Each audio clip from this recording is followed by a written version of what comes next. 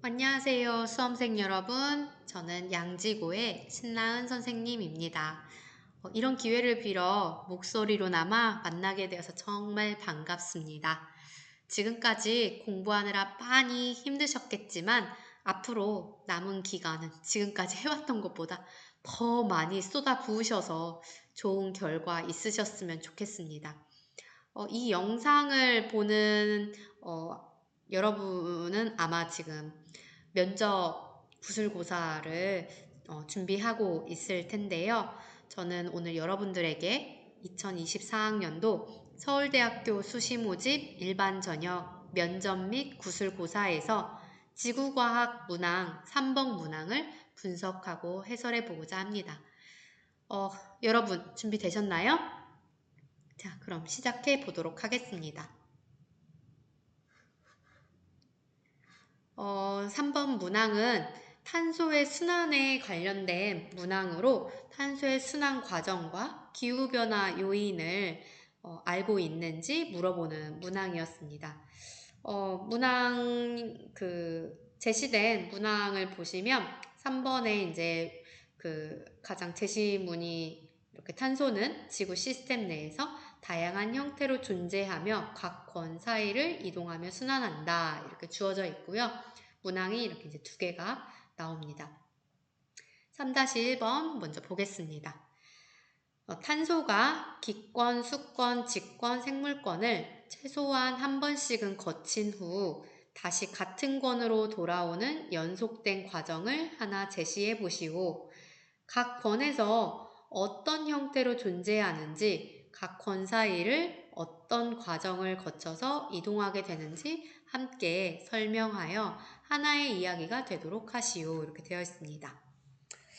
이 문항은 탄소 원자 하나가 지구 시스템의 각 권 내에서 어떤 형태로 존재하고 어떤 형태로 권과 권 사이를 이동하는지 하나의 큰 흐름으로 설명할 수 있는지 물어보는 문항이었습니다. 관련 내용은 1학년 통합과학에서 배운 내용이고요. 통합과학에서 이제 다뤘던 각 권에서 탄소의 존재 형태와 그 다음에 이것들이 각 권을 순환하면서 상호작용하면서 순환한다 라는 거를 하나의 이야기로 얼마나 잘 설명을 할 수 있는지를 알아보는 문항이었습니다. 이 문항을 풀기 위해서 이제 우리가 알고 있어야 하는 지식들을 살펴보면은 탄소가 이제 직권, 기권, 수권, 생물권에 이제 각 권에서 다른 형태로 존재를 하면서 상호작용을 하고 있는데 그림으로 보면은 일단 화석 연료가 연소되는 과정은 탄소가 직권에서 기권으로 이동하는 과정이고요. 광합성과 호흡을 하는 과정은 기권과 생물권에서 탄소가 상호작용하면서 이동하는 과정입니다. 화석 연료가 만들어지는 과정은 생물권에서 직권으로 탄소가 이동을 하는 과정이고요. 해저 화산 분출로 탄소가 해수에 녹는 이런 과정은 직권에서 수권으로 탄소가 이동하는 과정이었어요. 그리고 탄산염이 물속에 있던 탄산염이 퇴적되어서 탄산염이 되는 과정은 생물권에서 직권으로 탄소가 이동하는 과정이고요. 그리고 화산 분출로 이산화탄소 기체가 나오는 이런 과정은 직권에서 기권으로 탄소가 이동하는 과정이었고요. 공기 중에 있던 이런 이산화탄소나 메테인 기체들이 해수에 녹거나 그다음에 해수의 수온 상승으로 다시 방출되는 이런 과정은 기권과 수권에서 탄소가 상호작용하면서 이동하는 과정이 되겠습니다.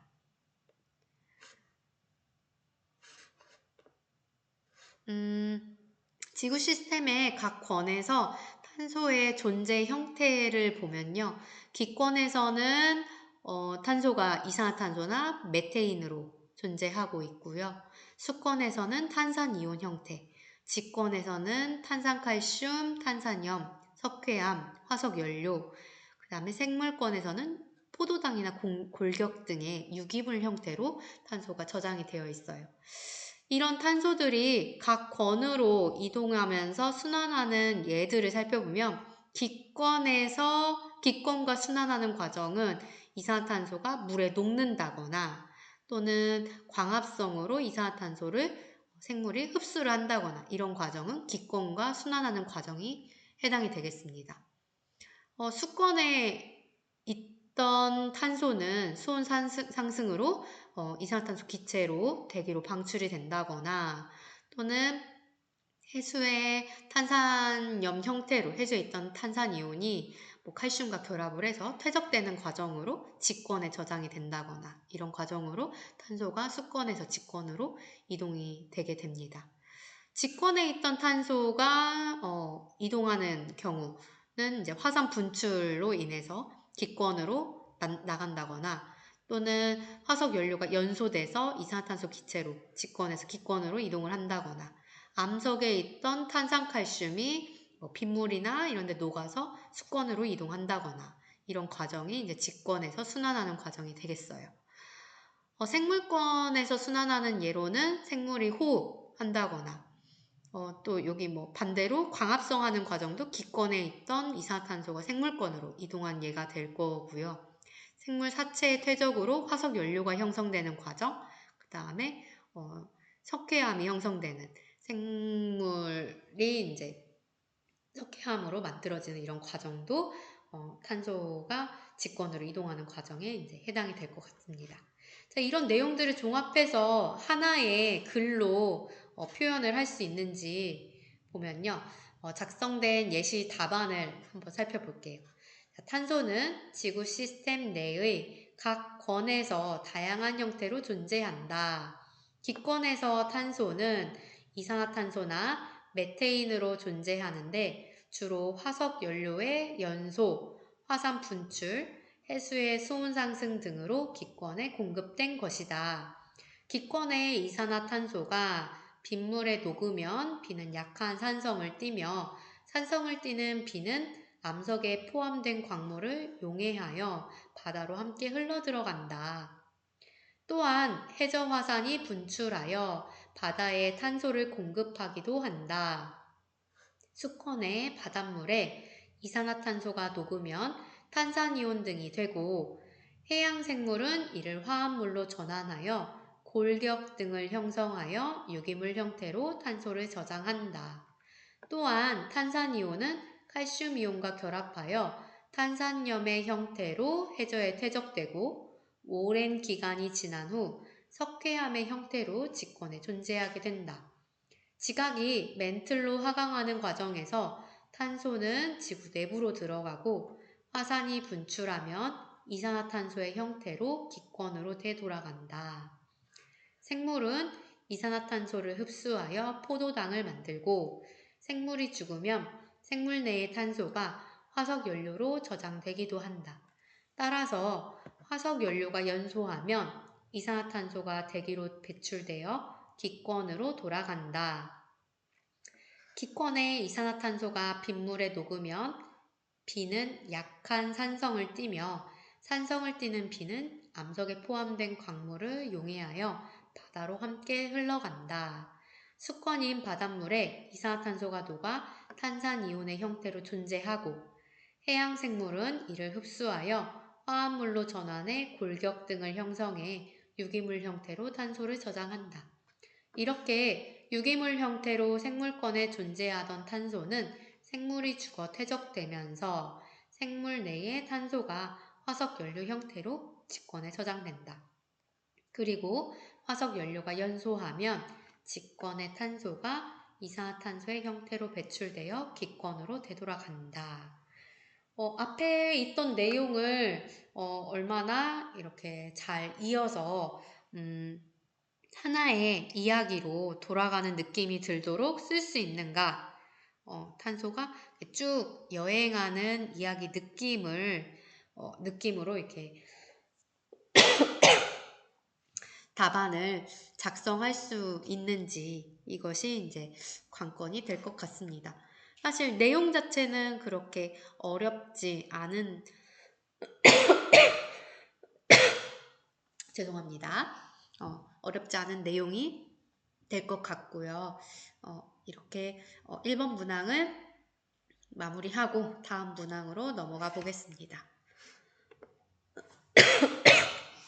자, 2번 문항을 보겠습니다.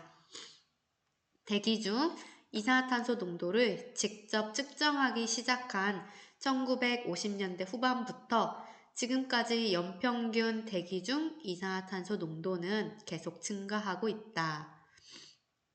그 후에 대기 중 산소 농도의 변화를 정밀하게 측정할 수 있게 되면서 산소 농도는 이산화탄소 농도의 증가에 상응하는 크기로 감소하고 있다는 사실을 알게 되었다.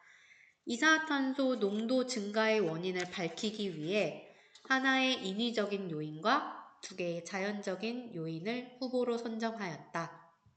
인위적인 요인은 화석 연료 사용의 증가, 자연적 요인은 화석 활동 증가와 토층 해수에서 기체의 용해도 변화로 인한 기체의 방출, 산소는 화산 활동을 통해서는 거의 배출되지 않는다라고 했습니다.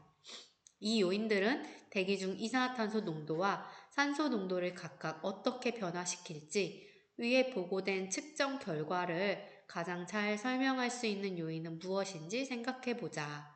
이에 근거하여 현재 대기 중 이산화탄소 농도 증가가 자연적 요인에 의한 것인지 아니면 인위적 요인에 의한 것인지에 대한 자신의 의견을 논리적으로 말해보시오 했습니다. 이 문제 같은 경우는 문제에서 주어진 이산화탄소를 방출하는 인위적인 요인과 자연적인 요인 중에 산소 농도 변화 결과를 근거로 해서 대기 중 이산화탄소의 농도를 증가시키는 주요 요인이 무엇인지 논리적으로 추론해내는 능력을 평가하는 문제였습니다. 그래서 이 문제 같은 경우는 대기 중에 이산화탄소 농도를 증가시키는 인위적인 요인과 자연적 요인을 얼마나 잘 이해하고 있고 현재 일어나는 지구온난화 현상이 인간의 화석 연료 사용 증가에 의한 인위적 요인 때문이라는 것을 논리적으로 얼마나 설명을 할 수 있는지를 판단하는 문제였는데요.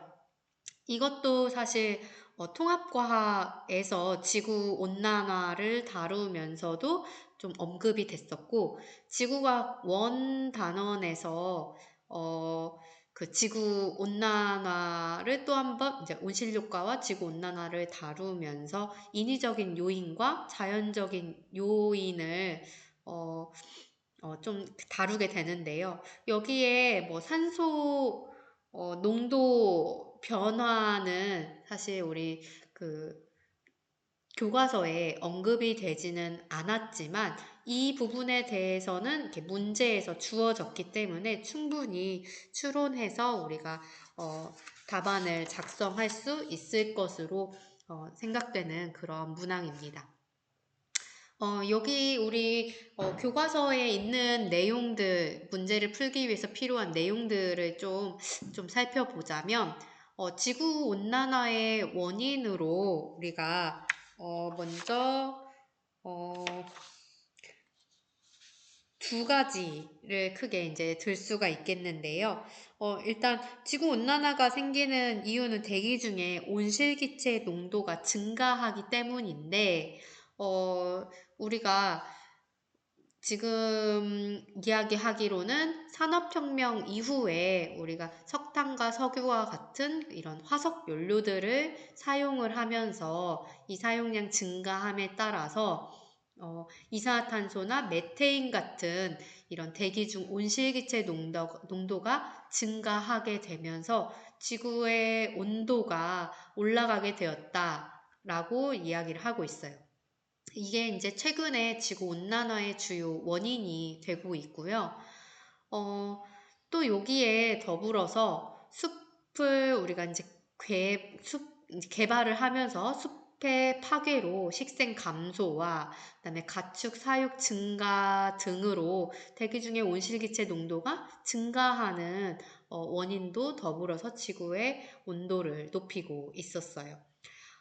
지구 평균 기온 변화와 온실기체 농도 변화를 보여주는 자료를 살펴보면은 지금 1850년대 이후에 지구의 그 온도 변화를 나타낸 그래프인데요. 이 기온 편차는 여기 지금 평균 기온에서 관측 기온을 이제 뺀 값이 되겠습니다.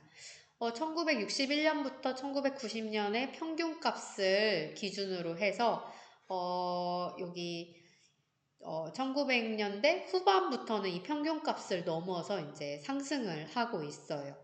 그래서 이전에 1900년 후반 이전에는 평균값보다 이제 들쭉날쭉하긴 했지만 낮은 편이었는데 그 이후에 이렇게 상승을 하면서 지구의 평균 기온이 최근에 급격히 증가하고 있는데 이 원인으로 우리가 생각되는 게 가장 큰 원인이 산업혁명 이후에 화석연료 사용량의 증가라는 것을 우리가 이제 이야기를 많이 하고 있고요.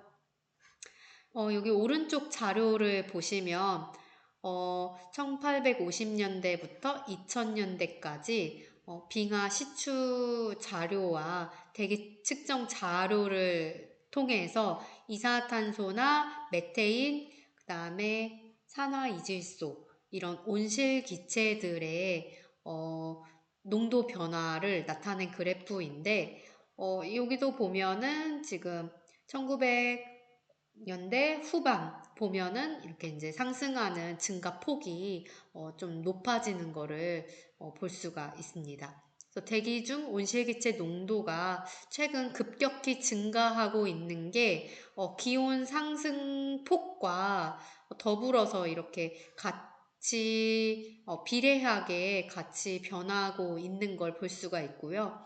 이 지금 새 온실기체 중에서 농도를 살펴보면은 지금 이산화탄소는 여기 뭐 380, 360 ppm 이렇게 되고 있고 메테인은 해야 뭐 1800 pp바 이렇게 산화 이질소도 pp바 이렇게 되기 때문에 지금 단위가 달라요. 단위가 이산화탄소가 훨씬 많다는 거를 볼 수가 있어요.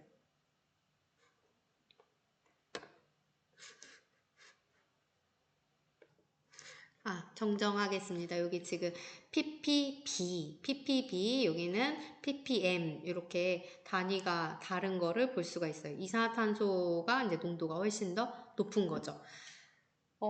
이렇기 때문에 이산화탄소가 농도가 높아서 아마 이산화탄소가 지구의 온도 그 증가에 가장 많이 기여했을 것이다 라고 이제 우리가 이야기를 할 수 있겠습니다.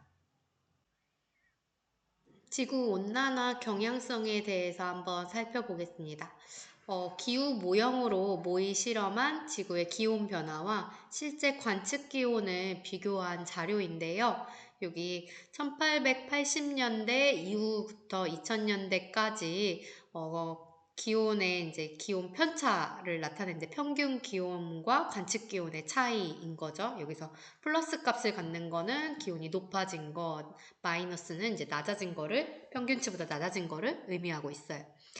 그래프가 지금 4개가 그려져 있는데 각각 의미하는 바를 보면은 먼저 태양활동 변화, 화산활동, 인간에 의한 온실기체 변화를 모두 고려한 자료는 파란색 그래프가 되겠고 온실기체 증가만 고려한 그래프는 보라색 그래프, 자연적 요인만 고려한 것은 주황색 그래프, 그리고 실제 관측 기온은 검정색 그래프가 되겠습니다.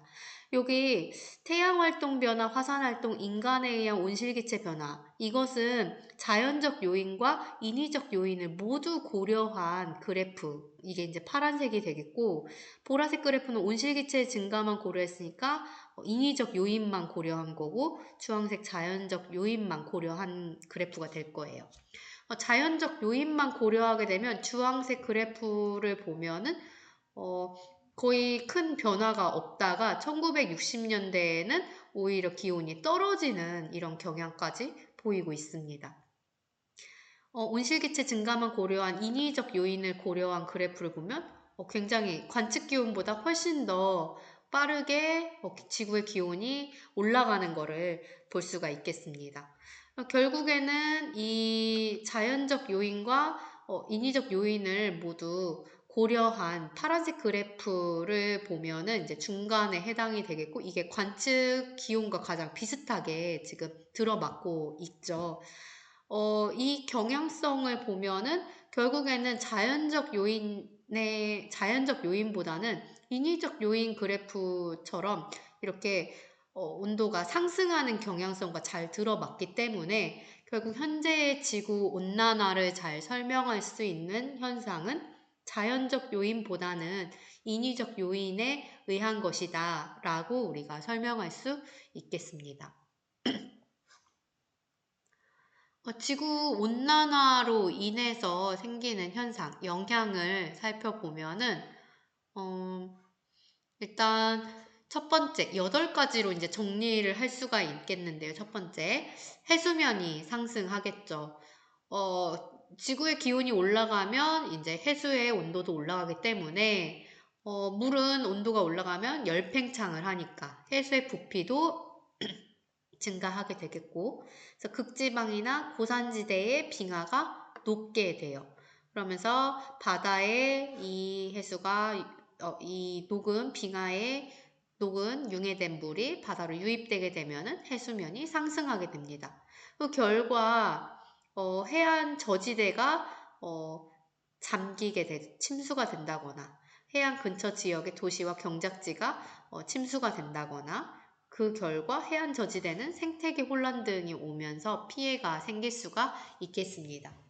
그리고 지구 온난화로 인해서 기후대가 변하고 있어요. 전 세계적으로 기후대가 변하여 식생대가 고緯도로 이동을 하게 되겠죠. 그래서 지금 우리나라 같은 경우도 귤 재배지가 점점 상승하고 고위도로 올라가게 되면서 예전에는 제주도에서만 재배하던 귤이 이제 육지로도 올라오게 됐고, 사과 재배지도 점점점 북쪽으로 올라가고 있는 그런 상황입니다. 그래서 이런 것들로 인해서 식량 생산의 변화가 생기게 되겠고, 해양 생태계 변화도 생기게 되면서 수산업 피해가 생길 수가 있습니다. 경제적으로 이런 기후대가 변화하면서 이런 경제적인 손실 피해까지로도 이게 영향이 될 수 있다는 점. 네. 그 다음에 세 번째는 강수량과 증발량이 변할 수 있습니다. 그래서 지구 온난화로 인해서 이 격차가 이제 더 극심해지게 되는 거죠. 그래서 지역적 편중이 더 심해지면서 집중호우와 홍수 피해, 물 부족 가뭄 피해 이런 이제 극심한 변화로 이제 피해가 더 생길 수가 있겠어요. 우리나라 같은 경우도 올해 굉장히 이제 이 지구 온난화로 인한 기후 변화가 체감 좀 느껴졌었는데요. 지역적으로 비가 굉장히 편중되는 이런 현상, 그리고 집중적으로 비가 한꺼번에 내리거나 또는 아예 비가 오지 않아서 가뭄이 지속되거나 이런 현상들이 자주 있었던 것 같습니다. 또한 열대성 질병의 확산, 말라리아와 같은 열대성 질병이 고위도로 확산되고 있고, 우리나라에서는 말라리아는 없었는데 이제 아마 미래에는 우리나라도 이 말라리아의 위험지대가 되지 않을까 이렇게 이제 예측을 하고 있고요. 엘니뇨와 라니냐의 변화, 이 엘니뇨 남방 진동의 강도가 점점 증가하고 있습니다. 그래서 이 주기도 좀 짧아지고 있고, 엘니뇨 남방 진동이 점점 이제 더 극심해지게 되면서 영향이 지구 전체에 그 기후 변화 영향이 계속 있는 것 같습니다. 다음 해수 순환의 변화. 고위도 해역의 수온이 높아지면서 대서양 심층 순환이 약해지게 약해지게 되겠다. 이 심층순환이 약해지면 결국에는 이게 이제 열을 지구의 그 불균형 해소를 위해서 열을 계속 이렇게 운반해주는 역할을 하는 순환이 약해지게 되면서 결국에는 지역의 그 또 온도 기온 편차가 이제 극심해지게 되는 거죠. 결과 기상이변이 더 발생을 하게 되는 이런 영향이 생길 수가 있습니다. 그리고 지구가 온도가 올라가게 되면은 기체 용해율 감소로 인해서 용존 기체가 감소될 수가 있겠고요. 사회 경제적으로 결국 이런 것들이 여러 가지 이제 피해를 주게 되는 거죠. 수자원이 변화되고 제품 생산량도 변화되고 곡물 수확량 감소 등 여러 우리한테 이제 주는 피해들이 커질 것으로 예상이 되고 있습니다. 이런 기후 변화에 대해서 우리가 대응 방안으로 제시하고 있는 부분들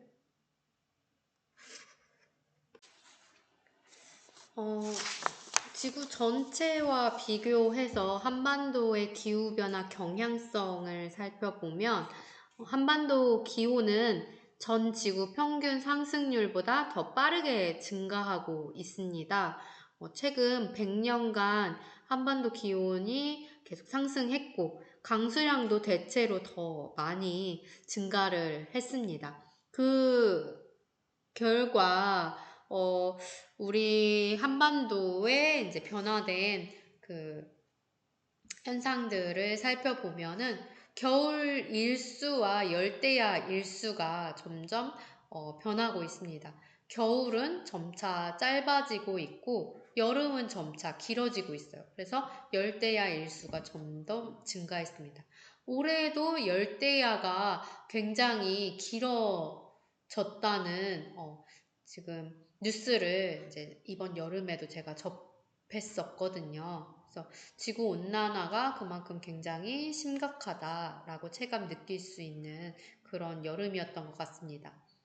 수온 상승으로 인해서 우리나라 주변 해역의 수온이 상승해서 한류성 어종이 줄고 난류성 어종이 늘어나고 있습니다. 그리고 봄꽃의 개화 시기가 점차 변하고 있어요. 벚꽃과 개나리 등의 봄꽃이 개화 시기가 점차 빨라졌었어요. 그래서 작년에 벚꽃이 너무 예측한 그 개화 시기보다 일찍 펴서 벚꽃 축제에 벚꽃 없는 벚꽃 축제가 있었거든요. 네. 그 다음에 기상 이변이 이제 자주 일어나고 있죠. 집중호우나 태풍 피해, 폭설, 한파 이런 것들이 기상 이변에 이제 해당이 되고요. 아열대 기후 지역이 점차 넓어지고 있어요. 대체로 온대 기후인 한반도에 아열대 기후 지역이 확대될 것으로 예측이 되고 있습니다. 그리고 해양이 점차 산성화되고 있어요. 그 이유는 온실기체가 점차 많아지면서 해수의 녹은 이산화탄소 농도가 증가하면서 해수의 pH가 감소하여 해양 산성화가 일어나고 있습니다. 그래서 우리나라 현재 동해에서 점차 해양 산성화가 일어나고 있는 실정이라고 합니다. 이런 기후 변화에 우리가 이제 대응하는 과학적인 해결 방안들을 살펴보면요. 첫 번째, 온실기체의 배출량을 줄이는 방법입니다. 화석 연소가 사실 그 온실기체 중 이산화탄소를 가장 많이 이제 배출을 하고 이산화탄소가 우리 지구 온난화를 일으키는 주범이기 때문에 이런 화석 연료 대신 온실기체를 배출하지 않는 신재생 에너지 사용을 확대하거나 그다음에 빛 에너지 전환 효율이 높은 발광 다이오드 LED 기술이나 열 에너지 손실을 줄이는 초전도 기술, 전기나 수소 에너지 이런 거를 사용을 해서 효율적인 저장 기술들을 개발을 해서 에너지 효율성을 개선을 해서 온실기체 배출량을 애초에 줄이자 라는 이런 방법이 있고요. 또는 현재 있는 온실기체를 제거하는 방법이 있어요. 산업시설에서 발생하는 이산화탄소를 포집해서 다시 지층 속에 저장을 해서 대기 중의 이산화탄소를 줄이거나, 그 다음에 해양 비옥화, 해양에 영양분을 공급해서 식물성 플랑크톤의 양을 늘리는 그런 방법이 있었습니다. 지구의 태양 복사 에너지 흡수량을 감소시키는 방법도 있어요. 지구의 온도를 이제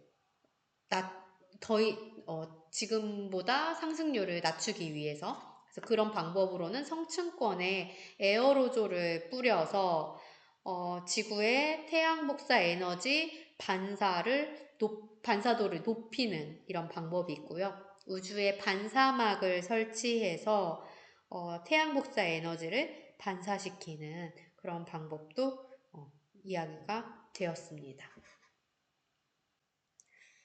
다음 기후변화 협약에 대해서 살펴보면요. 이 협약 내용들을 준수하자는 약속들이에요.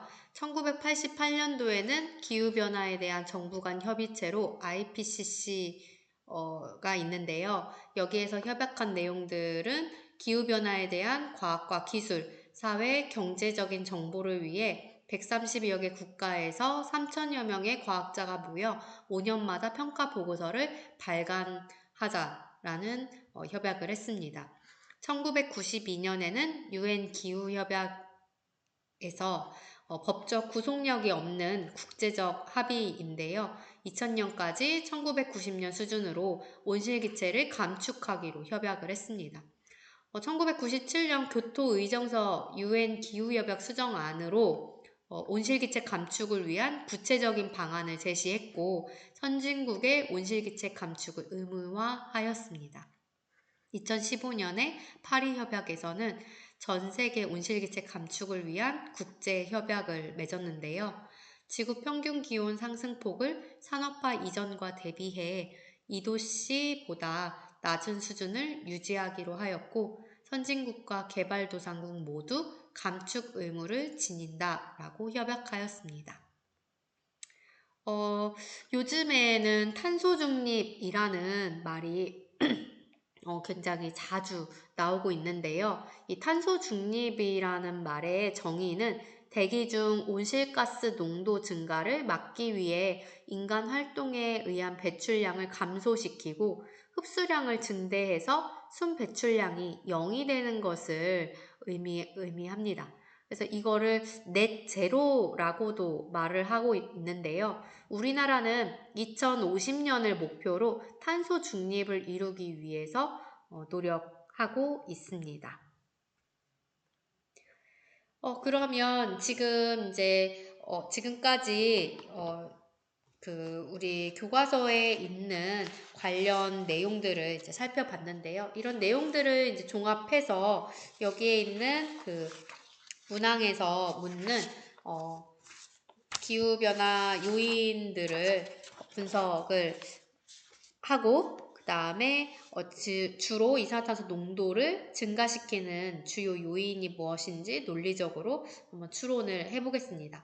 예시 답안을 작성해 보았는데요. 먼저 인위적인 요인과 자연적인 요인이 각각 대기 중 이산화탄소 농도와 산소 농도에 미치는 영향을 요인별로 분석을 해보았고요. 그 다음에 이 내용들을 종합해서 이산화탄소 농도 증가의 주요 원인이 무엇인지 결론을 도출하는 방식으로 작성을 했습니다. 먼저 인위적인 요인의 화석연료 사용 증가가 미치는 영향을 보면요. 화석연료의 연소가 될 때 대기 중에 산소를 소모하면서 이산화탄소를 방출합니다. 즉 화석 연료를 사용할 때 이산화탄소가 증가하고 이에 상응하는 양의 산소가 소모되기 때문에 대기 중 이산화탄소 농도가 증가할수록 산소 농도는 감소하게 됩니다. 1950년대 후반부터 측정된 결과에 따르면 대기 중 이산화탄소 농도가 꾸준히 증가했고 산소 농도는 이와 상응하게 감소했다라고 했기 때문에 이는 화석 연료의 사용 증가가 이산화탄소 농도 증가와 산소 농도 감소를 잘 설명할 수 있음을 의미한다고 결론을 냈습니다. 자연적인 요인인 화산활동 증가에 대해서 분석을 해보면 화산활동은 주로 이산화탄소를 방출하지만 산소를 소비하거나 방출하는 비율이 매우 적다. 따라서 화산활동만으로는 이산화탄소 농도가 증가하는 것과 이에 상응하는 산소 농도 감소를 동시에 설명하기 어렵다. 이렇게 결론을 냈습니다. 자연적인 요인인 표층 해수에서 기체 용해도 변화가 미치는 영향을 보면 표층 해수는 온도가 높아질수록 기체의 용해도가 감소하게 되어 해수에 용해되어 있던 산소와 이산화탄소는 대기로 방출되게 될 것입니다. 표층 해수의 온도가 상승하면 기체의 용해도가 감소하면서 해수에 녹아있던 이산화탄소가 대기 중으로 방출될 수 있습니다. 이는 대기 중 이산화탄소 농도 증가를 설명하는 자연적 요인이 될 수 있습니다. 그러나 이 과정은 산소 농도의 변화를 크게 설명하지 못하기 때문에 해양에서 이산화탄소가 방출된다고 해서 대기 중 산소가 동일하게 감소하지 않기 때문이라는 결론을 냈습니다. 그 결과 이산화탄소 농도 증가의 주된 원인을 결론을 보면 최근에 이산화탄소 농도 증가와 이에 상응하여 감소한 산소 농도를 잘 설명할 수 있는 요인은 인위적 요인이라고 결론을 내렸습니다. 산업혁명 이후 화석 연료의 사용이 급격하게 늘어났고 화석 연료의 연소 과정에서 이산화탄소가 방출되고 산소가 소비되기 때문에 이 두 가지 변화가 동시에 발생한 것이 잘 설명됐다고 봤습니다. 반면에 화산활동은 이산화탄소 농도 증가를 설명할 수 있지만 산소 농도 감소와의 상관관계를 설명하지 못하며 표층 해수의 온도 상승으로 인한 이산화탄소 방출 역시 산소 농도 변화에 영향을 미치지 않기 때문에 대기 중 이산화탄소 증가의 주된 원인으로 보기 어렵다라고 생각했습니다. 따라서 현재 대기 중 이산화탄소 농도 증가의 주된 원인은 화석 연료의 사용 증가라는 인위적 요인이라고 결론을 내릴 수 있겠습니다. 자, 여기까지 3번 탄소의 순환과 기후변화 요인에 관련된 문항을 풀어봤고요. 도움이 됐을지 모르겠습니다. 긴 시간 동안 영상 시청해 주셔서 감사합니다.